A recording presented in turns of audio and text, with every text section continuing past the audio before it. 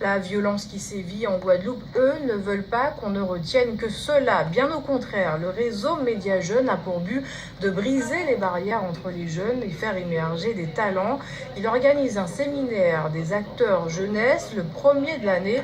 Ils sont des centaines à se retrouver à Saint-Félix.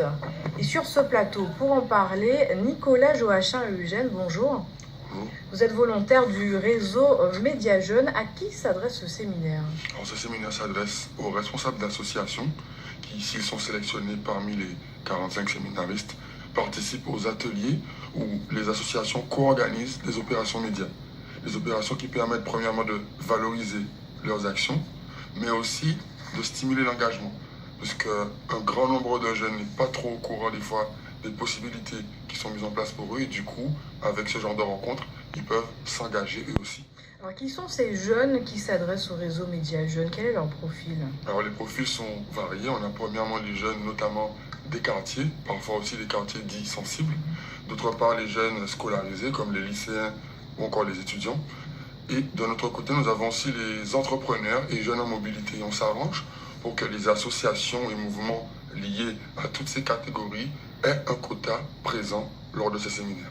Alors vous l'avez dit, hein, vous mettez en relation des jeunes. Le thème cette année à la découverte des métiers liés à l'audiovisuel. Mais que leur proposez-vous concrètement? Est-ce que c'est uniquement lié à l'audiovisuel? Alors c'est un point d'accroche, puisqu'en fait c'est mettre à disposition l'outil audiovisuel pour cette animation réseau. Faire en sorte que ces jeunes co-organisent des productions, mais aussi tout simplement parfois de la communication avec les réseaux sociaux pour promouvoir leurs actions, mais aussi être en relais avec les collectivités et organismes publics qui font des actions en leur direction.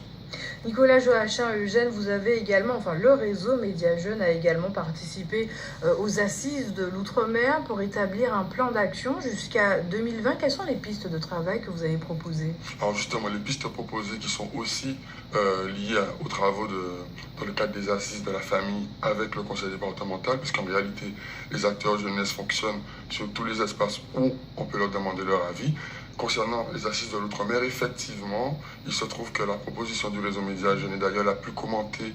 C'est la première en fait en classement au niveau du site des assises. Et ce qui est proposé, c'est tout simplement le programme avec 3 à 4 dispositifs médias par semestre co-organisés par ces associations, respectivement avec la team Campus et d'autre part la team jeunesse des quartiers. À l'heure du numérique, on a envie de comprendre pourquoi une société qui est si connectée, est-ce qu'il est dans une société qui est connectée, est-il encore utile de mettre en relation des jeunes? Alors effectivement, c'est une très bonne question puisqu'ils semblent plus que jamais en lien entre eux pour envoyer des messages de nature, on va dire, violente parfois. Et finalement, avec le réseau Média Jeunes, on se rend compte, et aussi d'autres actions, ce n'est pas que le réseau Média Jeunes qui fait ça, on se rend compte que finalement, on est connecté sans se connaître. Et avec l'animation réseau, des espaces de rencontres hebdomadaires et aussi les séminaires pour ceux qui sont sélectionnés, eh bien, il y a la possibilité de travailler ensemble, d'apprendre à se connaître. Parfois, ce n'est pas évident. D'ailleurs, je tenais vraiment à saluer l'ensemble des séminaristes qui en ce moment regardent ce reportage, ainsi que tous les invités qui vont les rejoindre par la suite, parce que nous avons une jeunesse formidable. Ils ont un potentiel, et si on apprend à les écouter, on est nous-mêmes surpris et régénérés. En tout cas, moi, c'est mon cas. Une dernière question. Le séminaire, c'est jusqu'à demain. Comment y participer? Est-il encore temps? Pouvons-nous y participer? Et puis, comment vous contacter? Alors, c'est toujours possible d'y participer. Et c'est vrai que dans cette dernière ligne droite, nous avons les dernières séances de travail après les rencontres avec le département, la région ou encore les services de l'État comme la DGSCS.